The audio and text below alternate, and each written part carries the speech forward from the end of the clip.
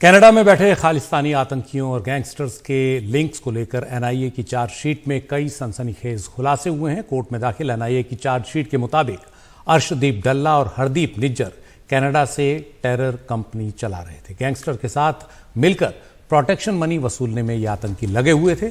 खालिस्तानियों के निशाने पर पंजाबी फिल्म इंडस्ट्री के प्रोड्यूसर और डायरेक्टर हैं। पंजाब के क्लब मालिकों से भी वसूली जाती थी ये रंगदारी। हवाला के जरिए ये पैसा कनाडा तक पहुंचता था, जो कि एक्सटॉर्शन का पैसा यानी दूसरों से जबरन वसूलने का पैसा था। पंजाब म्यूजिक इंडस्ट्री और कबड्डी लीग पर भी कब्जा जमाने की वो फिराक में थे। अर्शदीप डल्ला और निज्जर टारगेट किलिंग, ड्रग्स और हथियारों की तस्करी में शामिल रहे। कनाडा का वीजा दिलाकर मोटी रकम देकर शूटर्स को शामिल करते थे अपने गैंग में। शूटर्स को टारगेट के डिटेल्स भेजते थे, हथियार मुहैया कराते थे।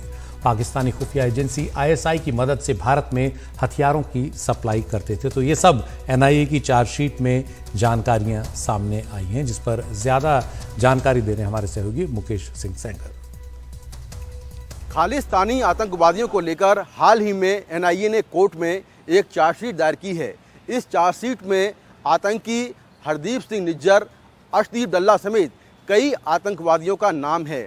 चार्जशीट में एनआईए ने खुलासा किया है कि किस तरह से खालिस्तानी आतंकवादी पंजाबी फिल्मों से जुड़े जो डायरेक्टर हैं और जो प्रोड्यूसर हैं, उनसे किस तरह से प्रोटेक्शन मनी लेते हैं। चार्जशीट में ये भी कहा गया है कि जो खालिस्तानी आतंकी हैं, उनका जो प्लान है वो पंजाब की फिल्म इंडस्ट्री और जो पंजाब की कबड्डी लीग है उस पर भी कब्जा करने का प्लान है।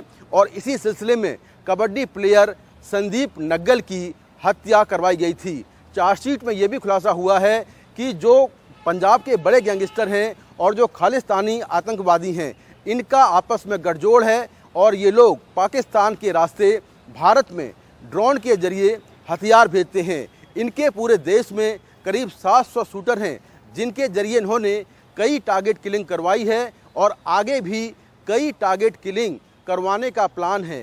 एनआईए ने चार्जशीट में 10 ऐसे लोगों के नाम भी दिए हैं जिनकी ये लोग टारगेट किलिंग करवाना चाहते थे। इसमें कई हिंदूवादी नेता हैं और कई पंजाब के बड़े चेहरे हैं। एनआईए ने चार्जशीट में कहा है कि हरदीप सिंह निज्जर और अर्शदीप डल्ला को भारत सरकार पहले ही ग्लोबल टेररिस्ट घोषित कर चुकी है।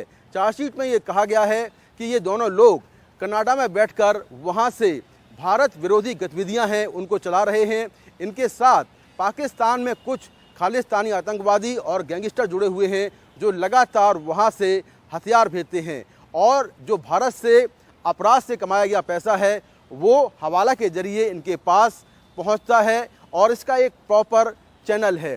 चार्जशीट में ये भी कहा गया है कि जो युवा हैं पंजाब के और अन्य राज्यों के, उनको ये लोग कनाडा का वीज़ा और वहाँ पर नौकरी दिलवाने के बहाने अपने जो संगठन हैं उनमें रिक्रूट करते हैं और उनको फिर बाद में खालिस्तानी गतिविधियों में शामिल करते हैं। तो इस तरह से तमाम जो खालिस्तानी आतंकवादी हैं उनको लेकर एनआईए ने एक चार्जशीट पेश की है और इस चार्जशीट में इन सभी खालिस्तानी आतंकवादियों को लेकर कई बड़े खुलासे हुए हैं।